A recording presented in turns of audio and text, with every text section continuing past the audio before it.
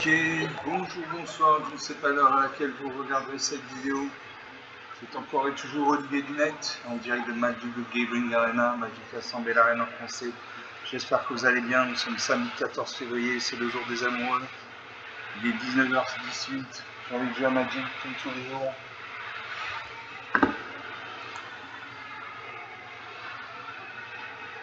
Donc on va jouer, comme dans ma vidéo précédente, on va jouer le deck Shell Team en même temporel. Non, je ne vais pas jouer le deck Shell Team.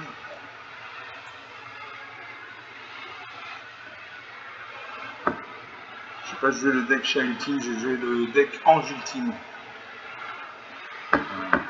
Ange Ultime, il est là. C'est un deck à 5 couleurs. 5 couleurs. Avec des grosses cartes, donc il va me falloir pas mal de mana et de la mana de couleur de plusieurs couleurs. Des 5 couleurs même. Regardez dans le deck combien il y a d'anges. Je crois qu'il en a 35 si on avait voir la bonne.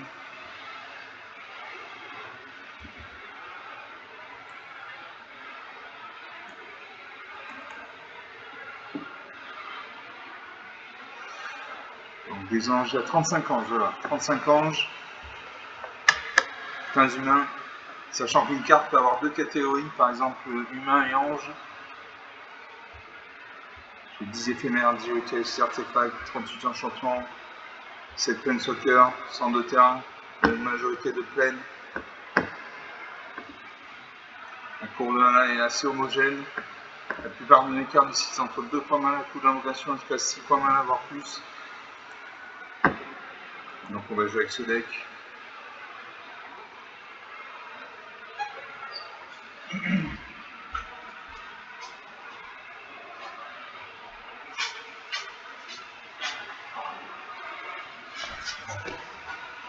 Donc on va jouer avec ce deck en ultime en intemporel.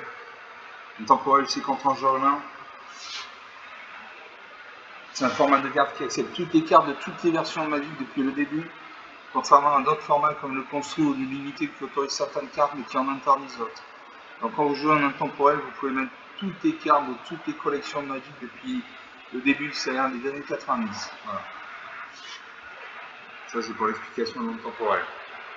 Je me bats contre Phlegisto. Enchanté, moi c'est l'Anniway, vente de choc en français, le trône de serviteur. J'ai comment? J'ai une paire, une mana blanche, j'ai une mana bleue, j'ai une fois une mana verte. Pour 2 mana dans j'ai Giada Fontaine d'Espoir, une des 2 votes vigilance. Chaque autre ange que vous contrôlez arrive avec sur lui un marqueur plus 21 supplémentaire pour chaque ange que vous contrôlez déjà. Pour 8 mana de wand de blanc, j'ai Splendor Irrésistible, enchanté joueur. Les créatures que le joueur enchanté contrôle perd toutes les capacités dans une force et une endurance de base de 1-1. Le joueur enchanté ne peut pas activer les capacités qui ne sont pas des capacités de mana ou des capacités de loyauté. Pour 5 mana de wand de noir, j'ai Douloureux Dilemme. A chaque fois qu'un adversaire lance un sort, ce joueur perd 5 points de vie avant qu'il ne se défausse une carte. Et pour 6 mana de wand de vert, j'ai Ballotte des Chines, 6-6, piétinement de touche terre. A chaque fois qu'un contrôleur arrive, fait un jeton de créature 4-4 d'herbette. Je garde ces cartes. Je sais mon adversaire. Et je joue une plaine. J'ai Jason Fontaine parti ici, 5 points mana blanc, donc je joue de la mana blanche. Un adversaire de jouer, elle réfléchit.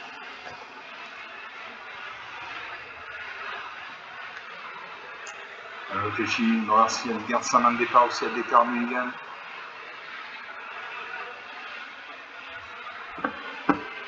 Elle garde sa main de départ. Elle invoque un terrain engagé, bicolore en blanc noir, elle gagne un point de vie, 20-21. J'appelle une forêt, je fais jouer Jason Fontaine de Sport, donc une de 2.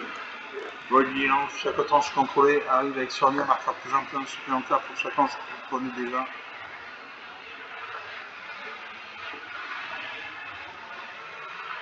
Et quand on engage, on ajoute un point de mana blanc. Vous dépensez ce mana que pour lancer un sort d'ange.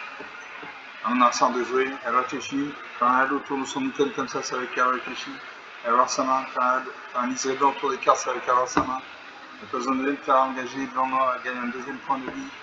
22, avec le sanctificateur en a payé 22. À chaque fois qu'une créature contrôle arrive, elle gagne un point de vie. Moi je peux venir. Je peux jouer Garnier Bosquet de 2. Au début de notre étape de fin, mettez un marqueur plus important sur cette créature. À chaque fois qu'une créature non jeu tombe contrôlée arrive, elle a dure X. X étant le nombre de marqueurs sur cette créature. Donc une bonne créature. J'attaque à main de 2. Je pense qu'il ne va pas bloquer avec son certificat dans la RPI. Il en a trop besoin pour gagner par lui. Il ne bloque pas d'un partout, la partie commence. Alors ça regarde mes cartes. Un bec blanc et noir. Le noir c'est la couleur de la mort, il peut détruire des créatures avec des cartes noires. Elle réfléchit, c'est une fille, une femme.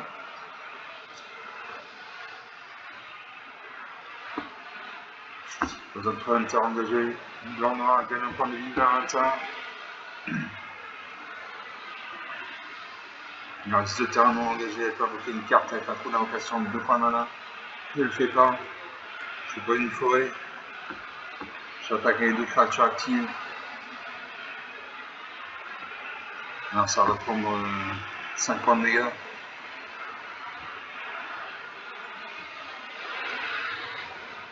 Il détruit ma 3-3.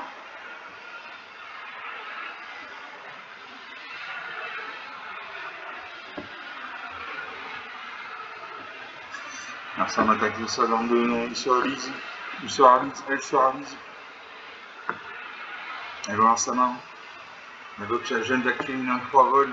À chaque fois qu'un enfant je contrôle la unité à faire plus longtemps de cette créature. Quand elle a invoqué une créature sans certificateur de la RPI, il fait gagner un point de vie. D'un partout. Le jeu London de feu purificateur. Au début de votre entretien, vous gagnez 2 points de vie pour chaque reliquaire que vous contrôlez. Donc j'ai un reliquaire, donc je gagne 2 points de vie à chaque tour. J'attaque à main de 2, je vais bloquer avec ça un 3. Auquel cas 2 créatures se neutralisent.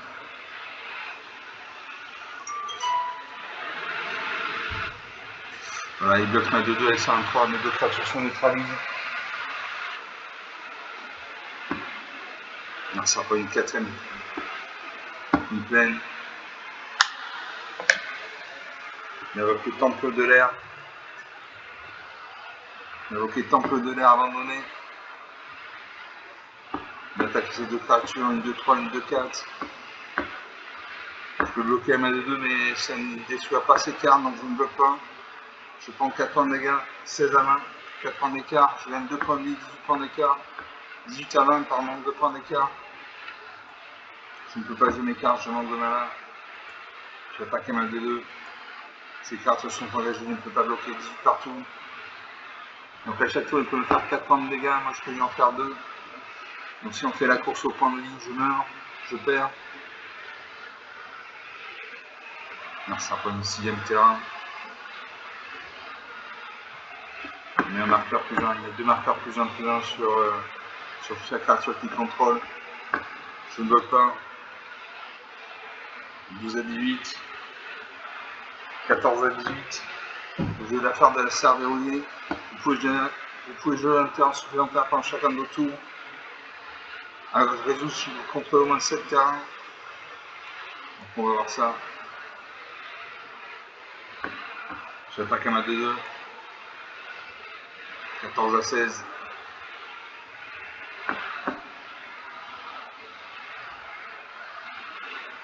Je peux utiliser le temple de l'air abandonné pour mettre un marqueur plus long sur chaque créature, c'est ce qu'il fait. Ces créatures passent à 4-5 puis 4-6. Il attaque, il fait 8 points de dégâts. Je ne bloque pas. 6 à 16, 10 points d'écart. 8 à 16, 8 points d'écart. Je ne peux toujours pas jouer mes cartes. J'attaque.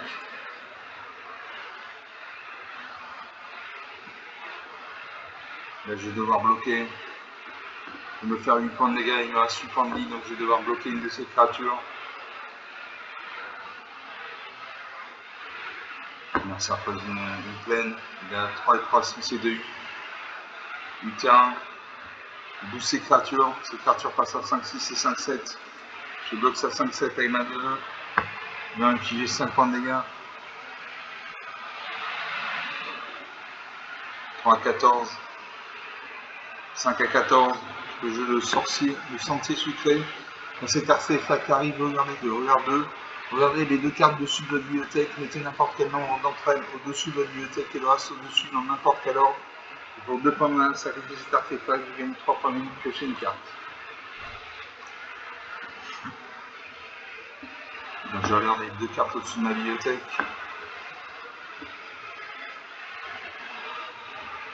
Je vais mettre une île en premier. Je sacrifie le sentier sucré. Je gagne 3 points de vie, je pioche une carte. 8 à 14, je pose une île. Merci de jouer. Je vais finir là, il a deux créatures du 5, 6 et 5, 7. S'il m'attaque ces deux créatures, il me fait 10 points de dégâts. Je meurs. Il invoque le collecteur de chaîne 3-2 quand cette créature arrive. Fait un jeton de rupture. Continue à mettre des marqueurs plus influents sur ces créatures. Il m'attaque, il finit. 4 à 16, 20 points d'écart. Donc il avait le temple de l'air abandonné. Je vais le marquer. Je vais le marquer.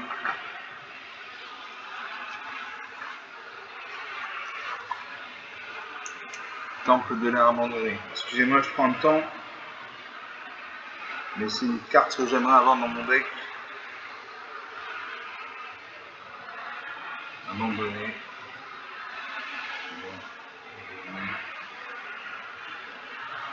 C'est vrai. Voilà, je marque cette carte pour l'incorporer dans mon deck. On est à 12 minutes de jeu, donc une partie jouée, une partie gagnée et une partie perdue, pardon. Voilà, donc mes decks sont très puissants, mais ils ont un inconvénient, c'est qu'ils nécessitent beaucoup de points de mana, de nombreuses couleurs différentes, ce qui n'est pas souvent possible, ce qui n'est pas toujours possible. Ce qui fait que je perds régulièrement parce que je n'ai pas assez de mana pour invoquer mes créatures. C'est le prix à payer. Je n'ai pas la récompense si j'ai perdu la partie. Donc pendant cette deuxième partie, toujours mon deck en ultime en temporel contre un joueur humain.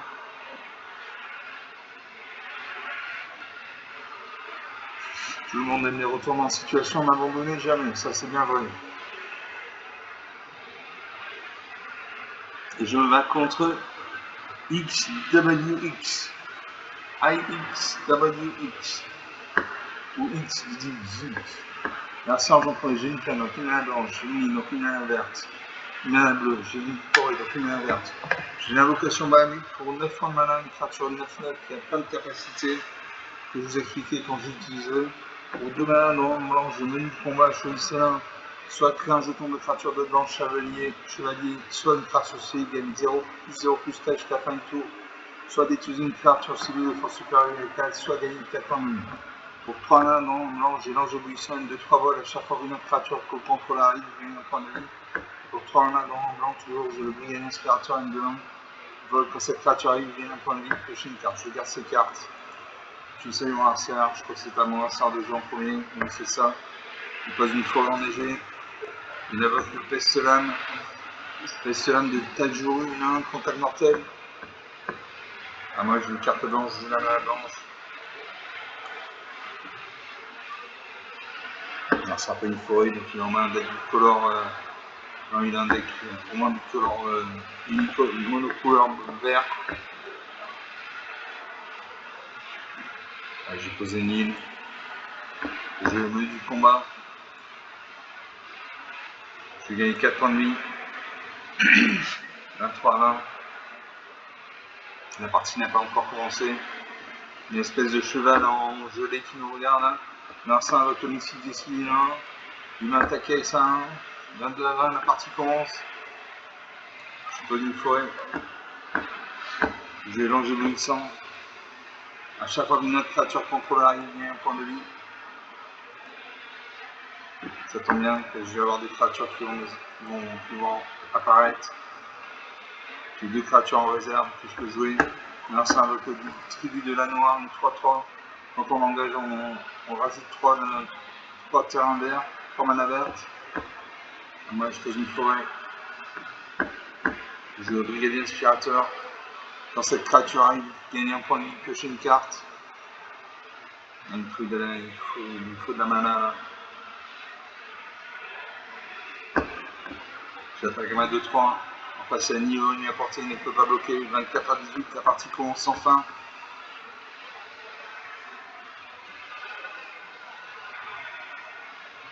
Un marchand de jeu.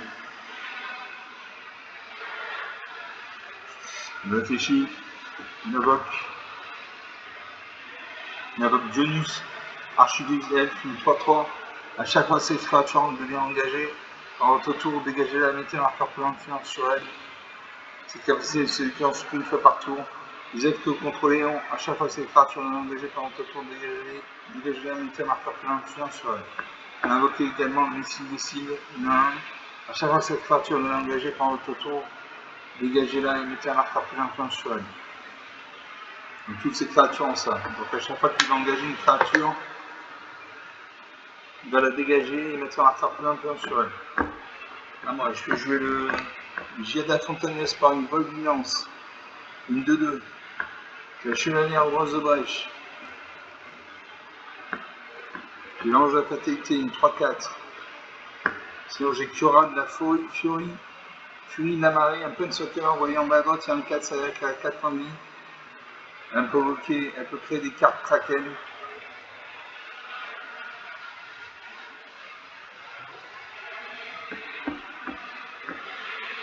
Je lance la fatalité. Pour cette créature, exiger le cimetière sur un joueur ciblé. Pourquoi exiger le cimetière d'un joueur? Parce qu'il y a des cartes comme les cartes noires qui permettent d'exhumer des cartes du cimetière. Donc quand on vide le cimetière, l'adversaire ne peut plus exhumer des cartes puisque le cimetière est vide. Je suis noir, c'est un.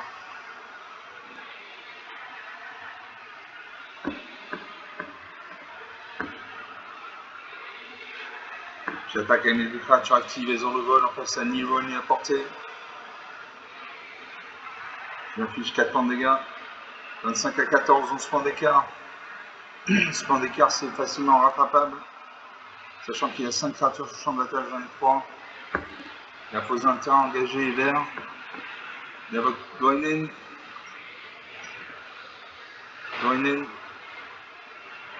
Feuille d'or, une 3-4 portée. Les autres créatures que vous contrôlez gagnent plus 1 plus 1. À chaque fois que vous Doinen attaque, gagnez un point de vie pour chaque attaquant que vous contrôlez. Narcin invoque le Tirard, le marteleur, une 4-4. Engagez une autre créature dégagée. Engagez une créature dégagée, contrôlée. Tiara faire un destructif jusqu'à la fin du tour. Et pour 5 mana dans de vert, les créatures contrôlées gagnent plus jusqu'à la fin du tour, c'est quand la force la plus élevée parmi les créatures contrôlées. Donc il a une 2-2, contact mortel, une 4-4, une 5-5, une 4-4, une autre 4-4, une 3-3, une 3-4, une 4-7. J'ai de la Fontaine de l'Espoir, une 2-2. Chaque autre ange que vous contrôlez avec sur lui un marqueur plus un supplémentaire pour chaque ange que vous contrôlez déjà.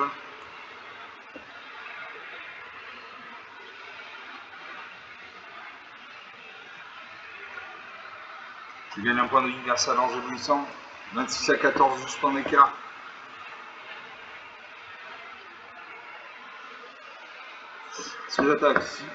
Si j'attaque, si j'engage toutes mes créatures, il peut me faire 2 et 4, 6 et 5, 11 et 4, 15 et 4, 19 et 3, 22. Donc je n'attaque pas.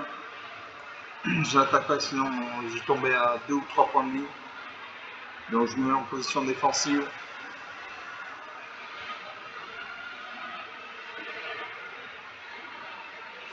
On a un sort de jouer, il réfléchit.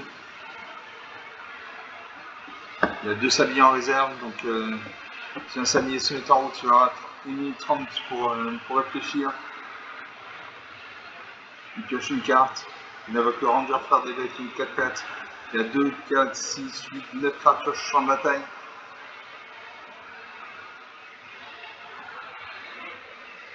Il invoque chevaucher le chou-peuf. Touche terre, chaque fois que faire un contrôle à limiter un marqueur plein de son classe aussi est contrôlé. Donc c'est l'un dans l'air, c'est un dans le champ blanc, une créature cette avec en plus de l'autre type. Donc là il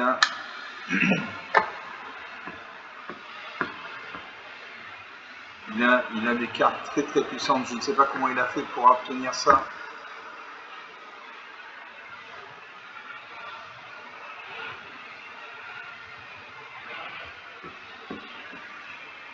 Il m'attaque. Je vais mourir. Il y a une 21-21, une 23-23, une 23-23, une 22-22, une 22-23, une 23-23. Il y a 1, 2, 3, 4, 5 créatures. Je ne peux en bloquer que 4. Donc j'ai bloqué ça 23-23. Je bloque ça 23-23. Je bloque ça 23-23. Je bloque ça 22-23. Et ça 23-23. Mes 4 créatures vont mourir. Au moins je vais prendre. Si je vais prendre 21 et 20. Je vais prendre 21 points de dégâts, donc je vais descendre à 5 points de vie. Ça va être très difficile de revenir. Il y en a 2, 4, 6, 8, 9 créatures sur le champ de bataille.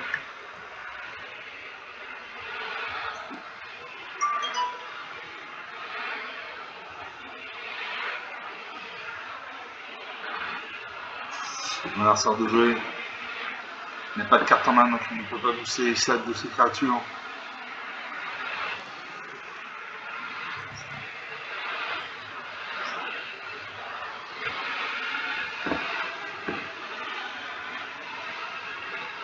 Je ne comprends pas comment il a pu booster les stats de ces créatures comme ça.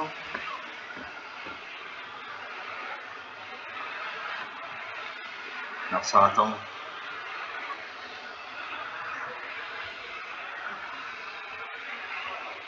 Je suis tombé à... Je vais mourir. Voilà. Moins 17 à main, 37 points d'écart, rien à dire. 22 minutes de jeu. Donc sur 2 parties jouées, si je dis pas de bêtises, une de perdue, une de gagnée. Si je ne dis pas de bêtises. Il y avait de la mana, il y avait des cartes avec des grosses stats, 21-21, 23-23, 24-24, etc., etc., etc. Je ne sais pas comment il a fait pour booster ces cartes comme ça. Donc sur 2 parties jouées, on va dire une de perdue, une de gagnée. Je ne sais plus exactement.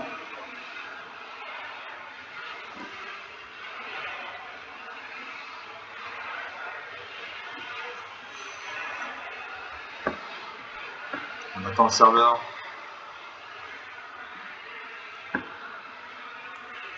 Je ne gagne pas une récompense puisque j'ai perdu la partie. On va faire une troisième partie, un jeu de team temporel.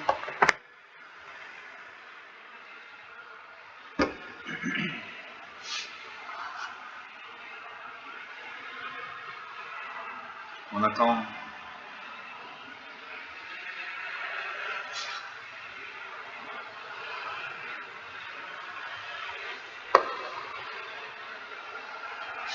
Je vais contre Dominus. Enchanté, moi c'est Lanigwe, l'onde de choc en français. Votre homme de serviteur. Je commence. J'ai une ligne, donc une mana bleue, j'ai une montagne, une mana rouge, une folle, une mana verte. J'ai la jeune d'accueil pour 2 mana blanc, une donne 3 vols. À chaque fois qu'on entre, je contrôle les règles militaires, la représente plus d'influence sur cette créature. Pour 4 mana blanc, je range la fatalité, une 3-4 vols quand cette créature exile le cimetière ciblé. Pour 4 mana blanc, 2 blancs, j'ai ligné l'espoir. Si cette carte est dans le point de départ, vous pouvez l'avoir sur le champ de bataille au début de la partie. Si vous voulez gagner des points de vie, gagnez sur ce nombre de points de vie plus ou moins à la place. Et pour 6 mains, dont 1 de 3 noirs, j'ai dit volume massacre de 6-5 quand cette créature arrive. Les créatures qui ont un sort contrôle bien moins demandées jusqu'à la fin du tour. À chaque fois qu'une créature qui a un sort contrôle meurt, ce joueur perd 2 points de vie. Je garde ces cartes. Je sais mon adversaire. Je confirme que je mets sur le champ de bataille la ligne des sports.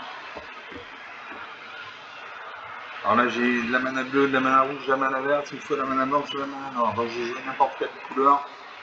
J'ai joué une forêt. Un serpent unitaire, une planète, une mana rouge. Je pose une montagne. Un serpent une montagne. Il a 2 points mana, il peut invoquer une carte avec un coup d'invocation de 2 points mana. Il invoque le saccageur généreux, une 2-2 menace, donc il peut être bloqué que par une des créatures. Au début de votre entretien, vous pouvez créer un jeton de trésor. Quand vous faites ainsi, un adversaire civique crée un jeton de trésor engagé. A chaque fois que cette créature attaque, elle inflige au joueur défenseur nombre de vaisseaux égal au nombre d'artefacts qu'il contrôle. Dommage que je joue une île. Et je l'artose hors le ballon, aussi cage de forêt. Ça me permettrait d'avoir un mana de plus. Allez, je joue ça, je le sacrifie. Je pioche une carte de forêt.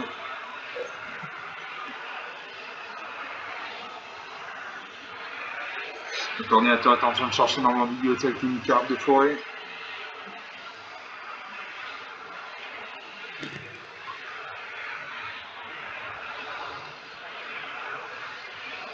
Voilà, je pioche une forêt. Parce qu'elle arrive sur le champ de bataille, elle arrive dans la main. Je ne peux pas la jouer. Là, ça craint un jeton trésor, je fais un jeton trésor. Ah, ça avec un mec qui m'a un Némésis hurlante, une 3 tours de célérité. On attaque ces deux créatures, 14 à 20. On Némésis hurlante, une 3-3 célérité. À chaque fois que ces créatures subissent des blessures, un affiche de temps de blessure à n'importe quelle autre cible. Si un joueur subit des blessures de cette manière, il ne peut pas gagner le point de vie pour le reste de la partie. Donc je ne vais pas pouvoir gagner le point de vie. Ah, moi je pose une plaine. Et je lance la fatalité, une 3-4 volts quand cette créature est visible au cimetière de ciblé. Je joue la jungle créée plutôt parce que à chaque fois qu'un autre ange contrôle arrive, il tient la carte plus influence sur cette créature. Donc je joue ça, et ensuite je jouerai l'ange de la fatalité, comme ça ma jungle créée gagnera un plus 1 plus 1.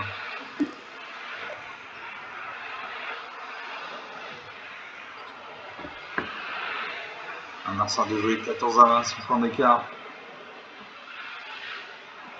Il y a beaucoup de tirs en pyro-jumeaux, 5-5 vols. Si une source contrôlée devient infligée des sur un Larsa, en pardon qu'un Larsa contrôle, on inflige le double de ses blessures à la place. Larsa m'attaque avec ça 2-2. Et ça 3-3. Ça devrait à la menace, donc on ne peut être bloqué que par un million de créatures. Je pourrais bloquer ça 2-3. Auquel cas je sacrifie mon jeu de la fille, je ne bloque pas. Et je perds la partie. Je ne comprends pas pourquoi. 27 minutes de jeu, donc sur 3 parties jouées, 2 de cartes dignes de gagner. Il manquait de la mana. J'ai des decks très puissants mais qui nécessitent beaucoup de points de mana. Je vais peut-être augmenter le nombre de terrains dans mes decks, je ne sais pas.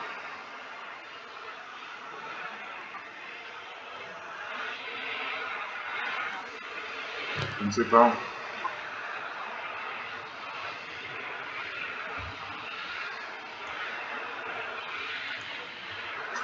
Je lance une 4ème partie. Tout le monde accuse 11 ultimes en intemporel.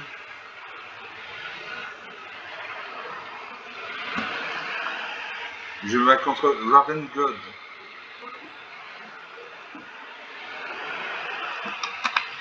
Moi c'est toujours la Wave, ça ne bouge pas. Ah maintenant ça concède la partie. C'est bien. Donc, sur 5 parties jouées, 3 de perdu, 2 de gagné.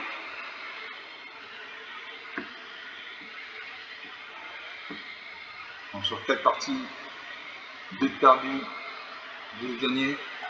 Je récupère 25 trésors une carte. La carte c'est le Gourou Pati pour 4 mana. Une 2-4 quand le Gourou Pati arrive, regardez 5 cartes dessus de la bibliothèque. Vous pouvez regarder une carte de leçon de saga ou de reliquat parmi la main de votre main, mettez-la au-dessus de votre bibliothèque. Donc ça m'intéresse pas, j'ai trop de cartes déjà. Je ne peux pas mettre toutes mes cartes dans mes decks, donc c'est pour ça que je n'achète pas de booster avec mes pièces d'or, parce que ça ne servira à rien. J'ai déjà trop de cartes dans ma bibliothèque, donc...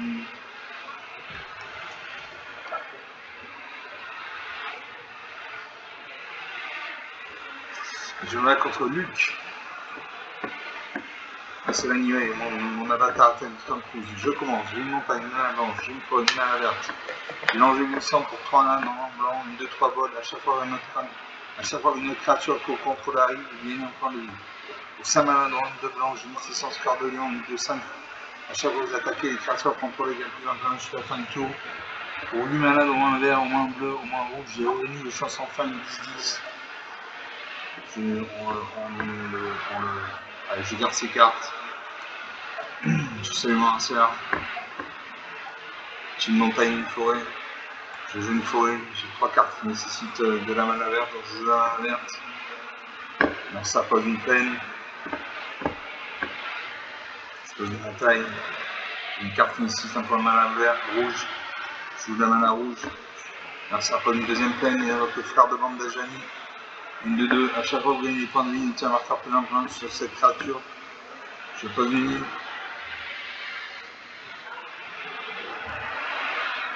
Alors ça pas une troisième peine, il a peut-être un monochrome blanc.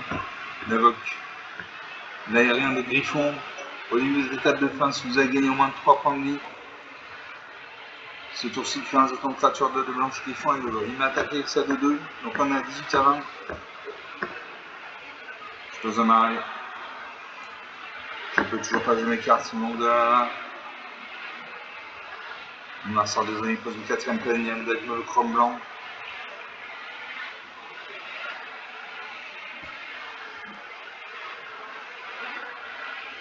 Le petit, il évoque un deuxième écran de aérien de Griffon. Il évoque revitaliser, vous gagnez 3 points de vie, pioche une carte. Comme il a gagné des points de vie, il a mis un marqueur sur son phare de bande des amis qui est passé à 3-3. Il fait des jetons de 2. 15 à 23, je pose une montagne. Avec ce jeu de loup, punage, j'ai plus de 4-5.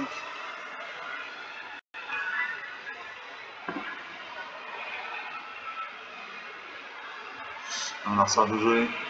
Il réfléchit. Dans sa main, il fait l'accueil d'Ajani. À chaque fois, une créature contrôlée arrive, il gagne un point de vie. Il évoque le faucon de l'essor, il vole, il gagne un point de vie. Son frère de bande d'Ajani passe à 4-4. Va-t-il attaquer? Il n'attaque pas. Je pose un marée. J'attaque à ma 4-5. Je peux bloquer avec ça, mais il ne va pas bloquer. S'il bloque avec ça, c'est un peu stupide parce qu'il a 24 points de vie. Il pourrait se permettre de. Ah, il change sa. D'accord. Sa créature est passée à 8-8. La créature bloquée aussi, il gagne plus 16, plus 15 jusqu'à la fin du tour. Donc 15 à 32, 17 points d'écart. Narsa invoque le deuxième frère de bande d'Ajani, il gagne un point de vie. Quand il gagne un point de vie, son frère de bande d'Ajani passe à 6-6 et 3-3. Il attaque avec ça. C'est 2-2. Là, il va me finir. 4 à 34, 30 points d'écart. Je joue une montagne. Je joue le Kefka, grand mage impérial. À chaque une 4-5 pour chaque fois que Kefka arrive ou qu'il attaque, chaque joueur se défausse d'une carte. Puis piocher une carte par chaque type de carte parmi les cartes déposées de cette manière. Et pour une fois mana, chaque adversaire sacrifie un parent de son choix, transformer Kefka.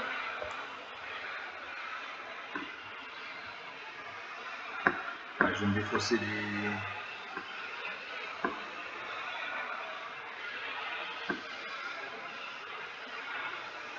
Défausser l'ange éblouissant. Je pioche deux cartes.